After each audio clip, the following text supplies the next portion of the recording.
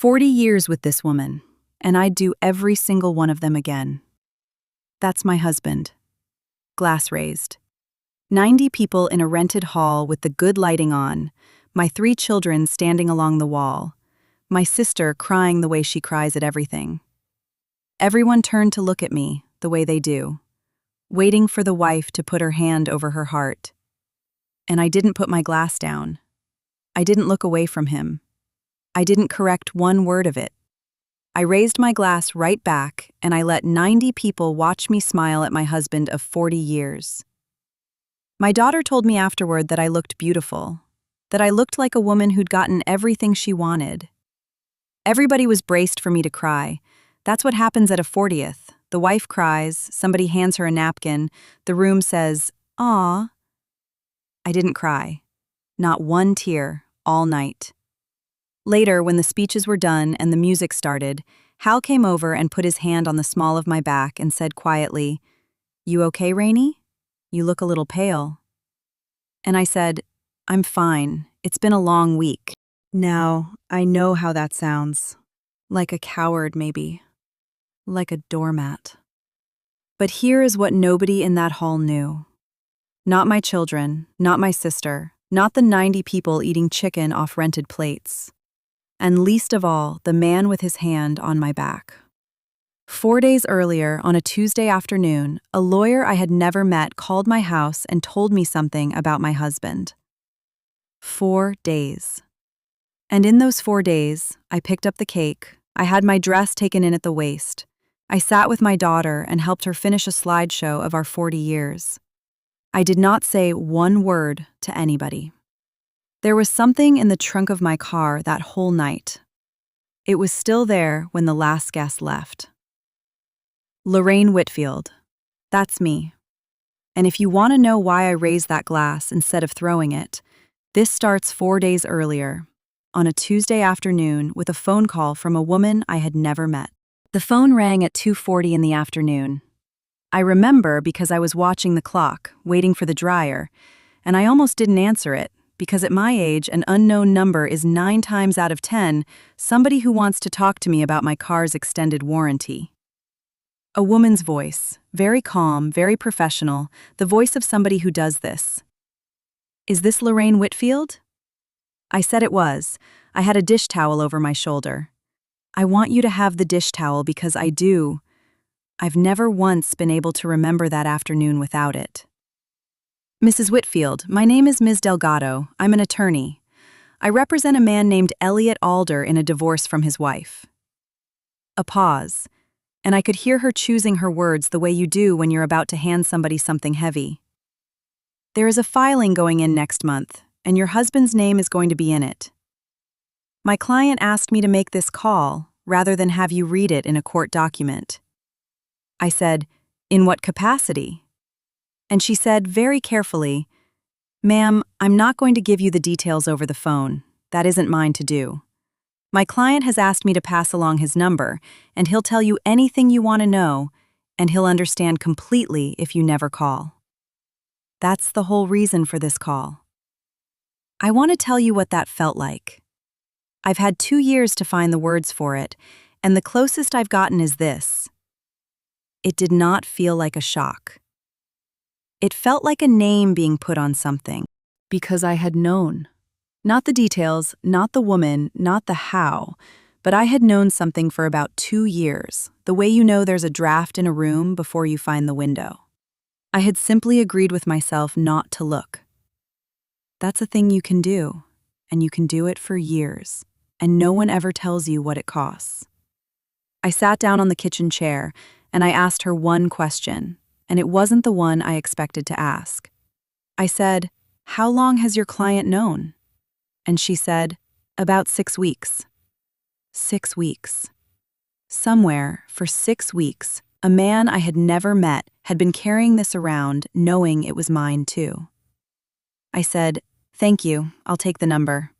She gave it to me, and I wrote it on the back of a grocery receipt, and my handwriting was perfectly normal. I know because I looked at that receipt a great many times over the next 4 days, and it is. Then she said, "Mrs. Whitfield, I'm very sorry, My client didn't want you finding this out from a court filing. And because I have been raised a certain way and my body does certain things without asking me, I said, "That was kind of him. Please tell him I appreciate it." I hung up the phone. The dryer buzzed again.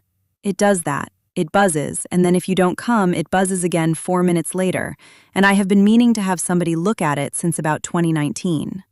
And I stood in my own kitchen, in the middle of an ordinary Tuesday afternoon, with a dish towel over my shoulder and 40 years of my life sitting on the counter like something I was going to have to put away. Then I went and got the towels out of the dryer, and I folded them because they were going to wrinkle. I've thought about that a lot since. People want to know what you do in the first 10 minutes. They imagine you slide down the cabinets onto the floor. Maybe some people do. I folded towels. Then I put them in the hall closet, where they go. If you've ever known something for a long time before you let yourself know it, if you've ever kept a room clean and a calendar full and a face pleasant, all so you wouldn't have to open one door, hit like and subscribe and tell me in the comments how long you knew before you admitted you knew. I'd like to hear it. There's a new confession here every day. Now let me tell you about the 4 days. The first thing you need to understand is that the party was on Saturday. Our 3 children had been planning it for 8 months. Beth, our oldest, had a spreadsheet. Nathan had booked the hall. Julia had spent a full year scanning old photographs into a slideshow because she'd decided our anniversary needed a slideshow. And Julia is the kind of person who decides a thing and then does it for a year without complaining. 90 people invited. My sister flying in from Arizona, Hal's brother driving up from Ohio. A cake ordered in March. So on that Tuesday afternoon, standing in my kitchen with the dryer buzzing, the first coherent thought I had was not about Hal at all. It was, the kids have been working on this for 8 months. I want to be careful here because I've read what people say about women like me. That we're martyrs, that we swallow things to keep the peace and call it grace. And there's truth in that, and I'll come back to it, because I did swallow things for 40 years, and some of them are still down there. But that Tuesday, it wasn't martyrdom. It was arithmetic of a different kind. I stood there and I ran the versions. Version 1. Hal comes home at 6 and I meet him at the door and it's over in the kitchen, loudly. And by Wednesday morning, 3 grown children have canceled a party 8 months in the making and spent their parents' 40th on the phone with each other, crying. Version 2. I wait. And in version 2, I get 4 days. 4 days where nobody knows but me, where nobody's watching my face, where nothing is decided in front of an audience. 4 days to think clearly for the first time in 2 years. I chose version 2. Not to protect Hal. Let me be very clear about that because people always assume it. I did not do it for him. I did it because I was 66 years old and I had just been handed the biggest decision of my life, and I have never in my life made a good decision while someone was watching me make it. Hal came home at 6:10. He came in through the garage door the way he has for 31 years, and he set his keys in the dish, and he said, "Smells good," and he kissed the side of my head. I want you to sit with that. I want you to understand what it is to be kissed on the side of the head by a man you have just been told about. And here's the part I still find strange. I felt almost nothing. Not rage, not the urge to swing. What I felt was a kind of enormous, quiet attention, like every sense I had went out into the room and started taking inventory. The way he set the keys down, the way he asked about my day and then didn't listen to the answer, which he has done for years and which I had decided was just Hal. The way he checked his phone at the counter and turned it face down. Face down. He'd been doing that for about 2 years. I had watched him do it maybe 600 times, and I had never once let myself finish the thought. That's the thing nobody tells you about betrayal. The worst part isn't learning something new. The worst part is being handed back 2 years of your own noticing and being told, "Yes, you were right. You were right the whole time, you just decided not to be." I could give you a list. I've since made one in my head on nights I couldn't sleep. There was the Saturday in October when he came home from what he said was the hardware store with no bag and no receipt and nothing to show me. And when I said, "Did they not have it?" he said, "They didn't have it." And something in my chest went very still. And I got up and put the kettle on. There was the new cologne, 64 years old and a new cologne, after 4 decades of the same green bottle at Christmas. And there was one more, which is the one that actually got in. About 8 months in, he started being nicer to me, noticeably. Flowers on a Tuesday, doing the dishes without being asked, which in 38 years he had done perhaps a dozen times. I remember standing at that sink, watching my husband rinse a casserole dish and feeling, underneath the pleasure of it, a cold, thin thread of dread. And I remember what I did with that thread, which was nothing. I said, "Thank you, honey." I went and sat down and watched my program. You want to know how a woman doesn't know something for 2 years? That's how. Not stupidity. 1,000 tiny decisions not to finish a sentence. We ate dinner, pork chops, green beans, the applesauce he likes that I have bought every week for 3 decades. He told me about a supplier who'd shorted an order twice. I said, "That's frustrating." He said Beth had called him about the seating chart. I said, "She's got a spreadsheet." He laughed. We did the dishes. He washed, I dried, which is how we have done it since 1986. Then we watched the news, and I sat with a magazine open on my lap and did not read one word of it. And at some point he said, "You want the light on?" And I said no. And he turned it on anyway, because he thinks I'll ruin my eyes. And I sat 6 feet away from my husband of 40 years and thought, I do not know one single true thing about the last 2 years of my life. Wednesday, I called Elliot Alder. Ms. Delgado had left me a number, and she'd said, in that careful way, that her client would be willing to speak with me, but would absolutely understand if I never called. I thought about it for about 18 hours. Then, Wednesday morning, after Hal left, I sat down at the kitchen table with a cup of coffee going cold in front of me, and I dialed it. A man answered, older voice, tired. I said, "Mr. Alder, my name is Lorraine Whitfield." And there was this long pause, and then he said, "Oh." Just that, "Oh." And then, I'm so sorry, Mrs. Whitfield." I have thought about that phone call more than almost anything else from those 4 days. Because here is a man I had never met, in the worst period of his own life, whose wife of 30-some years had done to him exactly what my husband had done to me. And the first thing out of his mouth was an apology to me, as if he'd caused it. We talked for an hour and 10 minutes. He told me the parts I needed and not the parts I didn't. At one point he said, "I'm going to stop there because I don't think you need that one." And I said, "Thank you." And I meant it more than I've meant most thank yous. He told me it had been going on since the spring before last. 22 months. And in my head, before I could stop it, the arithmetic started, because that's what a mind does. It goes looking for the days. 22 months back was 2 Christmases. It was our grandson being born. It was the trip to Charleston. It was every ordinary Tuesday I had cooked dinner in that kitchen. He told me how he found out, which was stupid and small and had to do with a car. A service reminder from a dealership 2 towns over for a vehicle that had no reason to be 2 towns over. All of it, he said, and it came apart because of an oil change. He told me he'd sat on it for 6 weeks before he did anything. I said, 6 weeks? And he said, I kept thinking I was going to find out I was wrong. And I said, yes, just that. And neither of us said anything for a second, because we both understood exactly what those 6 weeks had been, and there was nothing to add. And then he told me his wife's name. Janine. And that's when the floor really went, because I knew Janine Alder. I'd known her for 6 years. Not well, not a friend exactly.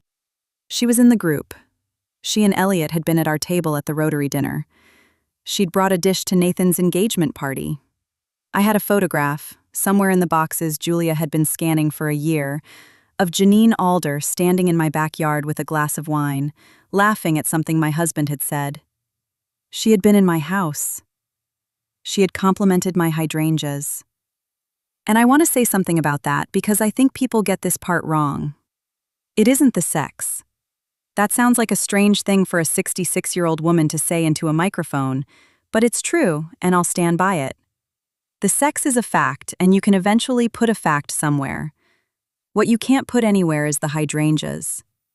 What you can't put anywhere is a woman standing in your yard admiring your flowers while she knows and you don't. That's not a betrayal of a marriage. That's a betrayal of a Tuesday. It's a betrayal of the ordinary, small, unguarded parts of your life that you handed over without thinking, because you didn't know you were supposed to be guarding them. Elliot asked me what I was going to do. And I said, "We have a party on Saturday." There was a pause, and then this man, this stranger, said, "Oh, Lorraine." And then he said something I have kept. He said, "You don't owe that room anything, you know. You don't have to perform." And I said, "I know. I'm not going to perform. I'm going to decide." Wednesday afternoon, after I hung up with Elliot, I did one more thing. I went to the bank, and I sat with a young man who could not have been 30. And I asked for statements going back 3 years, and copies of everything with both our names on it. He printed it all without asking me why, which I was grateful for, and I put the envelope in the bottom of my sewing basket, where Hal has not looked since 1994. I was not building a case. I did not know yet what I was going to do. But I have been the person who handles the paperwork in this house for 40 years, and I was not about to be the woman who has to ask her husband's lawyer what she owns. Thursday, I picked up my dress from the tailor. I want to tell you about Thursday because Thursday is the day people don't believe. I drove to the tailor on 6th Street and picked up a navy dress I'd had taken in at the waist. And Mrs. Petrosian, who has been hemming my clothes for 11 years, held it up and said, "Beautiful. For the party?" And I said yes. And she said, 40 years! My husband, God rest him, we had 29. Then I went to the grocery store because we were out of milk. Then I came home and sat in my own driveway for 40 minutes without turning the car off. That's what a woman looks like when her life is ending in a way nobody can see. She picks up a dress. She buys milk. Then she goes inside and puts it in the refrigerator. Because the milk doesn't know. Thursday afternoon, Julia came over with her laptop to show me the slideshow. My youngest is 32, and she has her father's face and none of his talent for keeping things off it. She sat next to me at the kitchen table with the laptop open, and she said, "Okay, don't cry, because if you cry, I'll cry, and I've done that 4 times already." And she played me 40 years. There we are at 26, on the courthouse steps, because we couldn't afford a church, and neither of our mothers ever fully forgave us for it. I'm wearing a dress my aunt made. Hal is wearing a jacket that belonged to somebody else. There's my mother, gone now 19 years, holding Beth on her hip in a kitchen that doesn't exist anymore. There's the bathroom we tiled ourselves on a long weekend and got crooked, and you can see it in the photograph, and we lived with it for 26 years. And there's Hal asleep in a lawn chair with a baby on his chest. And I sat there next to my daughter, and I watched my whole life go by at 4 seconds a photograph. And I did not cry. And Julia thought that was because I was being stoic, and she elbowed me and said, "You're made of stone, Mom." Here's what was actually happening. I was watching for the year it started. I couldn't help it. Every photograph after a certain point, I was doing the math. Is this before or after? And when the pictures got to the last 2 years, I had to hold on to the edge of the table. There's one of the 2 of us at Charleston. There's one at the hospital the morning our grandson was born, Hal holding him, looking down at him like he was the only thing in the world. That one. That's the one I couldn't get past. Because it's real. That look on his face is real. I have known that man for 41 years, and he was not pretending in that photograph. And he was, at that exact moment, 22 months into something he'd been careful about for 22 months. And both of those things are true, and my mind cannot hold them in the same hand. Julia said, "Which one's your favorite?" And I said, "The lawn chair." And she said, "Mine too."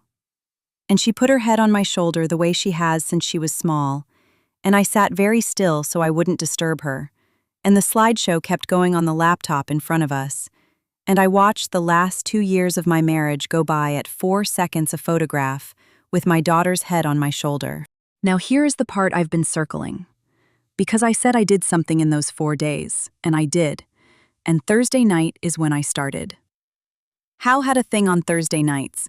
Not that kind of thing, a real one, a card game he'd played with the same 4 men since our children were small. Even Elliot's timeline matched it. So Thursday night, I had the house to myself.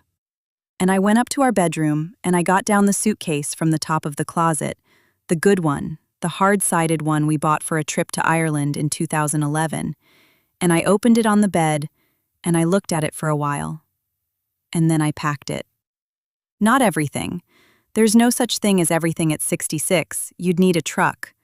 I packed what a person needs for a few weeks and what a person can't replace. Clothes first, because clothes are easy. Then the drawer in the bathroom, my medications, which at my age is not a small bag. And I stood there for a second with the pill organizer in my hand, thinking about how I fill it every Sunday night while he watches the news.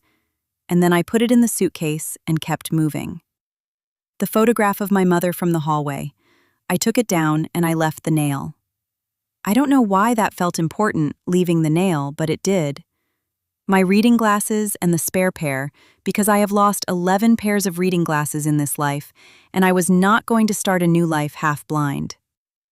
The green wooden box from my grandmother, which has in it a thimble, 2 buttons, a lock of my brother's hair from 1961, and a receipt for a dining table nobody in this family has owned since before I was born.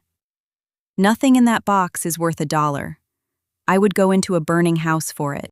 And then I stood in my own bedroom at 8:30 on a Thursday night and looked around for what else there was, and there wasn't anything else. 40 years in one house, and it fit in a suitcase we'd bought for Ireland. I did not pack in a rage. I want that on the record. I folded everything. I have folded clothes for 40 years, and I was not about to start doing it badly on the last night.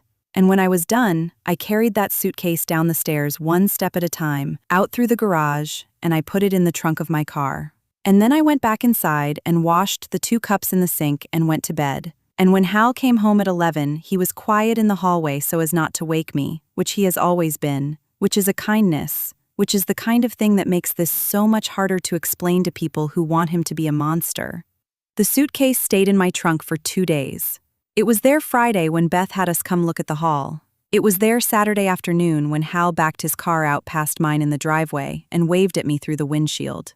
And it was there the whole party, out in the second row of that parking lot, in the dark, 30 feet from 90 people eating chicken.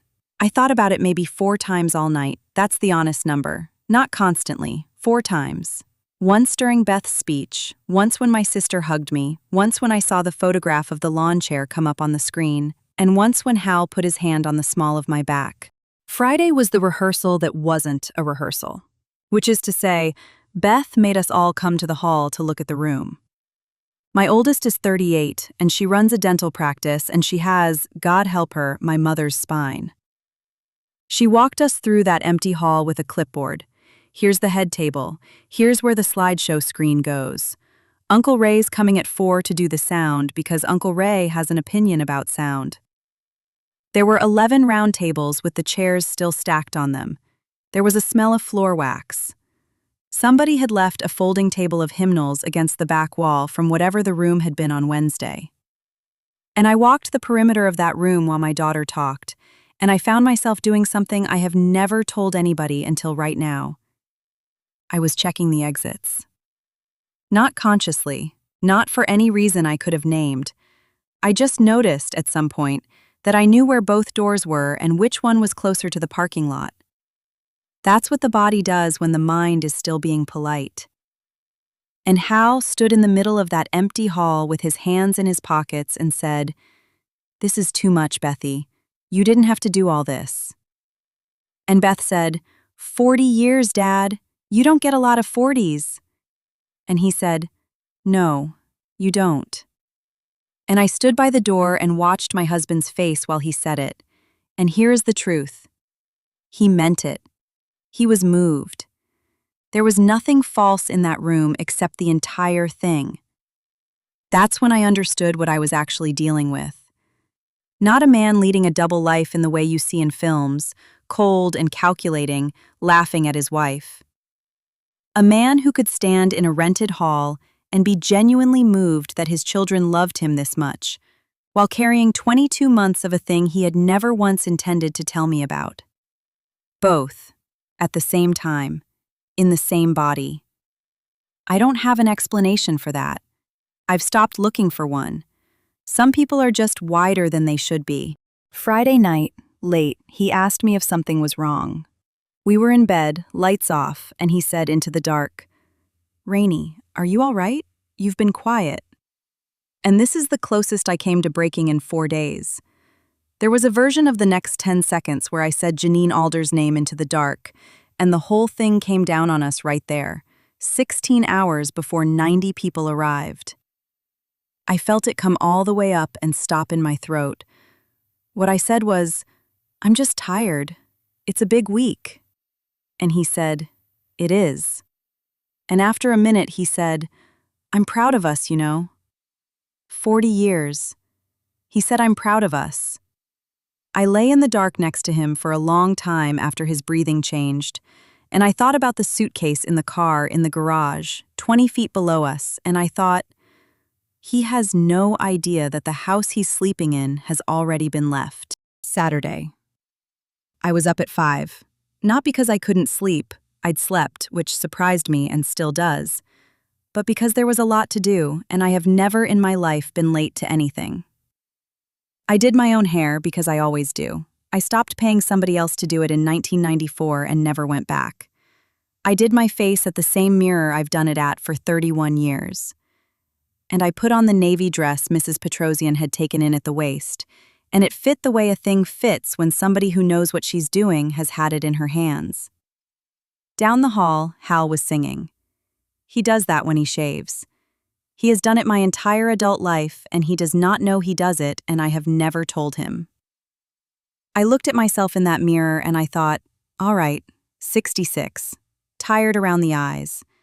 Navy suits me, it always has. All right. Hal went over early, at 1, because Nathan needed him for the sound system, and because Uncle Ray had an opinion about the sound system. So I came separately. I told him I had to pick up the cake, which was true, and that I'd want my own car afterward for the leftover flowers, which was also true. And he said, "Sure, Rainey," and kissed the side of my head and went. I drove myself to my 40th anniversary party with a cake box on the passenger seat and a packed suitcase in the trunk, and I parked in the second row of that lot, and I sat for a second with my hands on the wheel. Then I got out and went in. I'm going to tell you about that party properly because it was, in every way that a room can be, a beautiful party.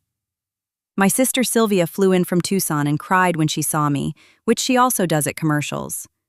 Hal's brother came up from Ohio with their terrible little dog that they bring everywhere and that nobody in this family has ever had the heart to mention. Nathan's boys ran between the tables in clip-on ties until somebody caught them, and then 10 minutes later they were doing it again. The food was fine. The chicken was chicken. My grandson slept through most of it under a table like a sensible person. And Julia's slideshow played on a screen at the front, 40 years at 4 seconds a photograph, on a loop, all night, over everybody's heads while they ate. I stood in that room for 3 hours and I was, I think, genuinely happy for stretches of it. That's the part nobody believes either. You can be having the worst week of your life and still be happy to see a woman you taught Sunday school with in 1988. Both things fit. People are not one thing at a time. My sister found me by the coffee urn about halfway through. She looked at me a second longer than she needed to and said, "You all right?" "You seem quiet." And I said, "It's a lot of people, Sil. 66 years she's known me, and that was the closest anybody came all night." Then came the speeches. Beth went first, and she was good, she'd written it out, and she talked about growing up in a house where her parents didn't fight. Which is true, we never did. And I have since had to think very hard about what that actually meant. Nathan went second and told a story about Hal teaching him to drive that made everybody laugh. And then Julia stood up and said, "Okay, so we all chipped in." And Beth brought out an envelope, and Julia said, "We're sending you back to Ireland." 90 people applauded. Ireland, 2011. The trip we took for our 30th. The trip we bought the hard-sided suitcase for.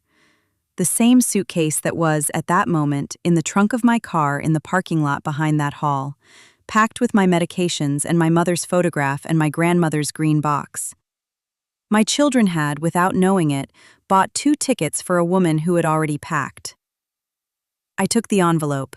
It had a little sticker on it, a shamrock, because Julia is thorough. I hugged my daughter. I said, "Thank you, sweetheart," in a voice that came out perfectly normal, and I have never in my life been more grateful for 40 years of practice at sounding fine. Beth said, "It's for October. We checked with Dad about the dates." They checked with Dad about the dates. And then Hal stood up. He didn't have anything written. He never does. He put down his glass and picked it back up, and he looked around the room and he said, "I'm not going to be able to do this the way Beth did it." Laughter. When I met this woman, I was 25 years old and I had nothing.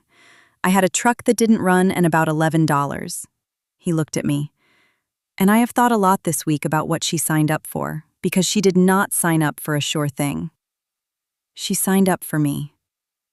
The room went quiet in that way rooms do. Everything good in my life came after her. Everything. His voice went. He stopped, and he looked down at the table for a second, and my son Nathan reached over and put a hand on his shoulder. And Hal got himself back and lifted his glass and said, 40 years with this woman, and I do every single one of them again."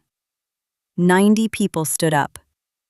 And I sat there in a navy dress at a head table with an envelope with 2 tickets to Ireland in front of me, and my husband was crying. And every word he had just said was true, and none of it was. I remember the sound, 90 chairs going back at once, my sister with both hands over her mouth, Beth along the wall, watching me, not him, me, the way she has watched me since she was 4 years old. So I stood up too, and I raised my glass. And I smiled at my husband of 40 years in front of every person who loved us. I have been asked about that moment more than any other. By my sister, by my children, later, by a therapist I saw for about a year afterward who I think was more interested in it than she let on. Why did you raise the glass? People want it to be one of 2 things. Cowardice. She was too scared, too trained. Or strategy. She was setting him up. Look how cold she was. It was neither. I raised the glass because it was true. That's it. That's the whole reason. He said 40 years, and he said I'd do every one of them again, and I raised my glass to that because I would have too. I did. I had. 40 years, 3 children, my mother's funeral, his heart scare in 2004, the crooked bathroom, the lawn chair. That was real. Nobody, not Janine Alder, not 22 months, not a lawyer on a Tuesday. Nobody gets to reach back and make that not real. He took the last 2 years from me. He does not get to take the other 38. So I raised my glass to 38 years, in a room that thought it was 40, and only one other person in the world would have understood what I was doing, and he was 200 miles away in a house with a wife who was moving out. Then I put the glass down and got through the dancing. There was dancing because Beth had thought of everything, and about an hour in, somebody put on the song. Every couple married a long time has one. Ours is not a good song. It's a song that was playing in a bar in 1985 when we were both too broke to be in that bar, and it is not the kind of song you'd choose, and we have been unable to get rid of it for 40 years. 90 people cleared the floor. Because that's what they do. They clear the floor for the couple at a 40th, and they stand around the edges holding drinks, and they watch. So I danced with my husband. He isn't a good dancer. He never was. He does a sort of side-to-side thing and counts under his breath, which he denies and has denied for 4 decades. And here is what I did while we danced, and I've never told anybody this part. I put my chin on his shoulder, the way I have 10,000 times, and I looked past him at the wall of that hall. And I worked out how long it would take me to get from the head table to the parking lot. 90 seconds, I decided. Less if I didn't stop for my coat. That's what was in my head while my husband held me in front of everyone we know. Exit routes. His hand was in the same place on my back it has been since I was 26. And people were taking pictures on their phones, and my sister was crying again, and Julia had her hands pressed against her mouth, and somewhere out past the wall of that hall, in the second row of a dark parking lot, my clothes were folded in a suitcase. He said into my hair, "Best night of my life, both of them." Both of them, meaning this one and the wedding. And I said, "It's a nice party, Hal." And we danced until the song ended, and everybody clapped, and I have thought many times since about what those photographs look like on other people's phones. There are probably 20 of them. Somewhere in this town there are 20 photographs of a couple at their 40th, dancing badly, and every one of them is a picture of a woman who had already gone. The party ended at 11. We said goodbye to 90 people. My sister hugged me for a long time, longer than she needed to. One hand on the back of my head the way our mother used to. And she said into my shoulder, "You are so lucky."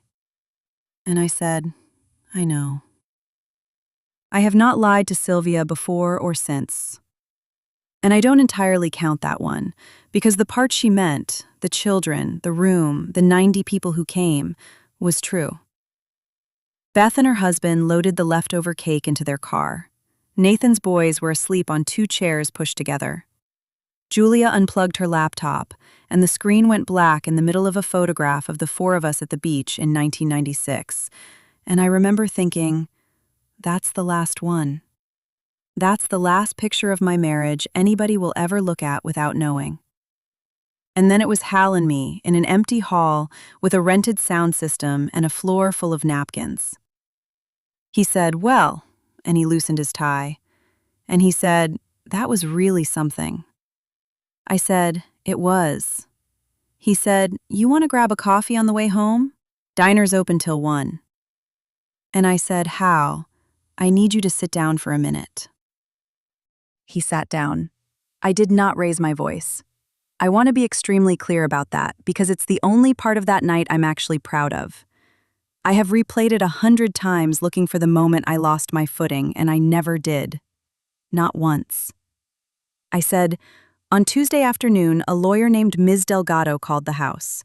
She represents Elliot Alder. And I watched 40 years of a face I know better than my own do something I had never seen it do." He didn't argue. He didn't ask what I was talking about.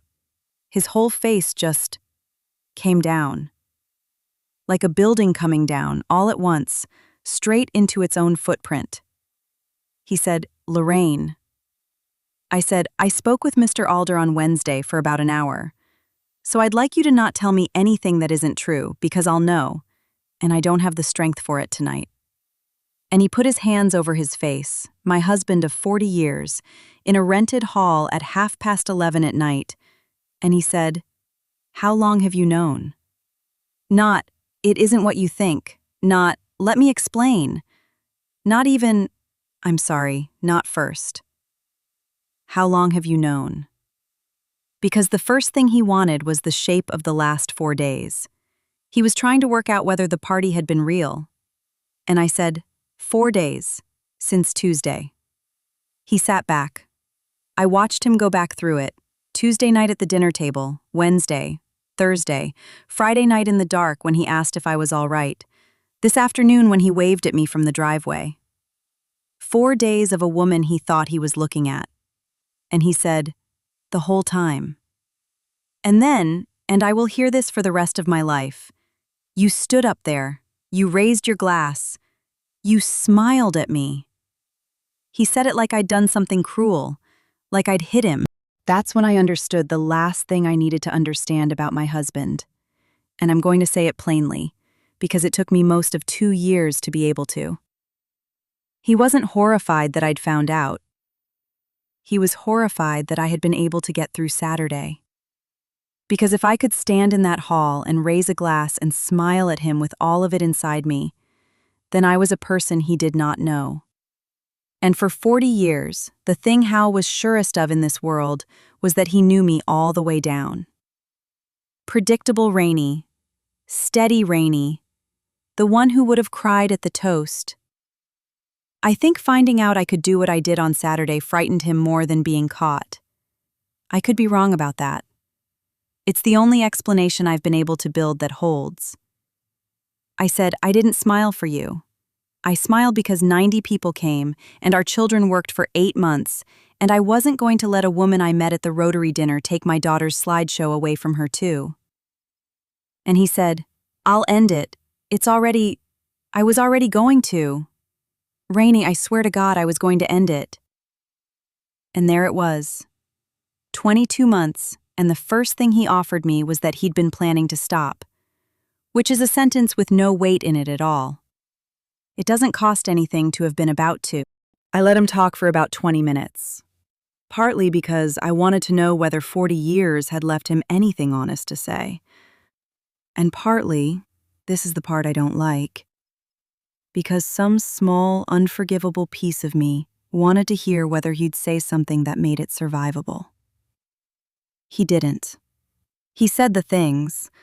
I could almost have written them out beforehand and handed him the card. It didn't mean anything. That was first. 22 months of a thing that means nothing. It had nothing to do with you. Which I have decided is the single stupidest sentence in the English language. And I say that as a woman who spent 11 years as a school secretary. And then, he'd never once thought about leaving. That last one was meant as reassurance, and it landed like a stone. He'd never once thought about leaving. 22 months, and he had never even considered giving up the house, the kids, the Thursday cards, the whole warm apparatus of our life. He'd worked out how to have all of it. And I said, How? Do you know what the worst thing is? He said no. I said, She stood in my backyard and told me my hydrangeas looked good. And that's the only moment all night I heard my own voice go, not at the toast, not at the tickets, at the hydrangeas. Then I said the thing I'd come there to say. I said, I'm going to Beth's tonight. I'm not going home. And he said, and this is the last thing he ever said to me as my husband, in the sense that everything after this was something else. He said, Lorraine, it's 11:30 at night. You don't have anything with you. And I said, my suitcase is in the trunk of my car. I packed it Thursday. I have never seen a man look the way he looked then. Not angry, not devastated, not yet. Confused in a total way. Because he was still running the version where I hadn't known what I was doing, where I'd been in shock, where this was something that had happened to me after a party. Thursday, before the toast, before Ireland, before he had any idea I could leave. And then he understood what I'd actually done, and he sat down in a folding chair in a hall full of napkins and put his head in his hands. What came after that night arrived in 3 pieces. One I had to handle, one I'm still carrying, and one I didn't expect at all. The practical. I drove to my daughter's house at midnight and knocked on the door in a navy dress. It took her a while to come. When she opened it, she was in the t-shirt she sleeps in, and her makeup from the party was half off, and she looked at me, and then she looked down at the suitcase, And I watched her face do the whole thing in about 2 seconds. Confusion, then something else, then a kind of terrible understanding. Because my daughter is not a fool, and a mother does not turn up at midnight with luggage for a good reason. She said, "Mom?" And I said, "Can I stay here for a bit?" And she said, "Yeah." And she reached out and took the suitcase out of my hand, didn't ask, didn't wait for me to offer it, just took the handle and lifted it, which is a small thing that I will be grateful for until I die. I have thought about why that mattered so much. I think it's that for 4 days I had been the only person carrying anything, and my daughter took it out of my hand in a doorway at midnight without being asked. She didn't ask me one question until the next afternoon. 38 years old, leftover cake still in the back seat of her car, husband asleep upstairs, and she just made up the guest room and put a glass of water on the nightstand and said, "Good night, Mom." The divorce took 14 months. It was not vicious, I'll give him that, and I'll give his lawyer that. Nobody hid anything, nobody made anybody beg. At one point, our 2 attorneys got into a 40-minute disagreement about a boat trailer that neither Hal nor I had thought about since 2014. And we ended up sitting on opposite sides of a conference table trying not to look at each other, because it was genuinely funny. We split what there was to split. He kept the house. I tried once to go back for the rest of my things, and got as far as the kitchen doorway, and turned around and asked Nathan to do it. I bought a small place 11 minutes from Julia. Bad furnace, and a window over the sink that gets the afternoon light, which is the entire reason I bought it. People ask whether I regret not confronting him before the party. I don't. Not for the reasons they think, not because I got him at the end. Because those 4 days are the only 4 days in my adult life where I made a decision entirely by myself, with nobody's face in front of me, no one's reaction to manage. Do you know how rare that is for a woman my age? I got 4 days of thinking alone. It's the most expensive gift I've ever been given, and I would not hand it back. The painful. It's the children, and it's not what you'd expect. They were not angry with me. I braced for it. I sat in Beth's kitchen that Sunday afternoon with all 3 of them, and I had actually prepared for one of them to say, "You should have told us before the party. You made us stand there and clap." Nathan came closest. My son is 35, and he processes things by going quiet and then asking one very direct question about 8 minutes later. He said, "So the whole night, Mom? The whole night?" And I said yes. And he sat with that, and then he said, "You must have been so alone in there." And that broke something in me that the entire party hadn't. I got through Saturday without one tear, and I lost it in my daughter's kitchen on Sunday because my son said the word, alone. Beth cried, and then got angry, and then got organized, which is her whole sequence for everything. Within a week, she had found me a lawyer. Within 2, she had a folder. The hard part is Julia and the slideshow. She spent a year on it, a year of scanning photographs, calling her aunt for the old ones, getting the order right. And now she can't look at it.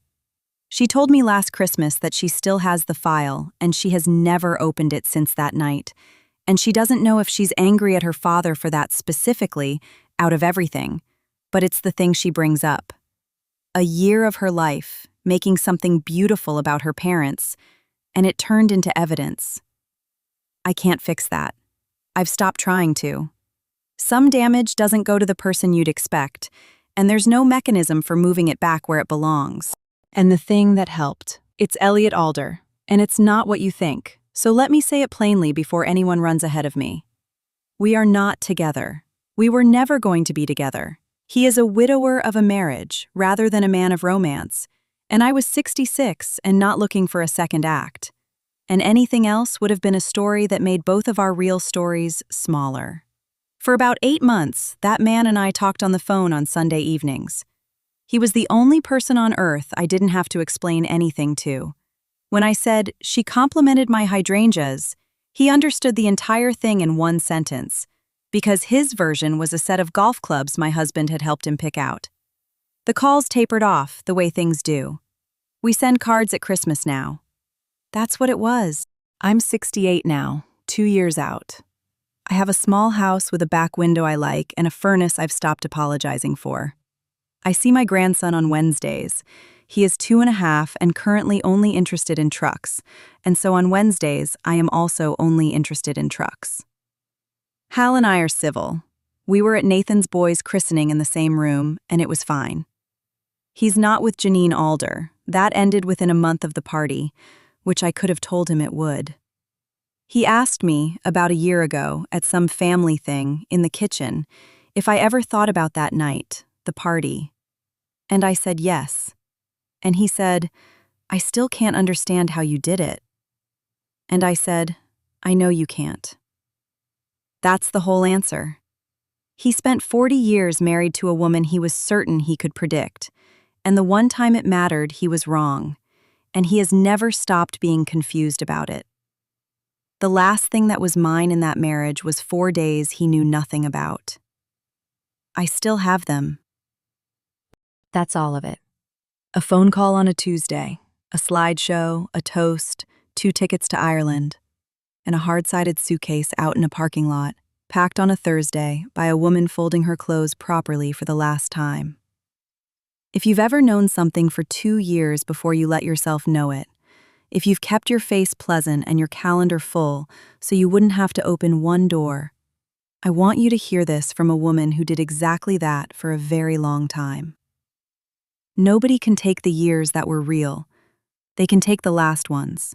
They can make you go back through your own photographs doing arithmetic, but the lawn chair was real, and 38 of my 40 years were real, and he does not get those back just because he ruined the end of it. And when the floor goes, and for somebody watching this tonight, it is going to go, you are allowed to take 4 days. You do not owe anybody your collapse on their schedule. There's a new confession here every day, and I'll see you in the next one.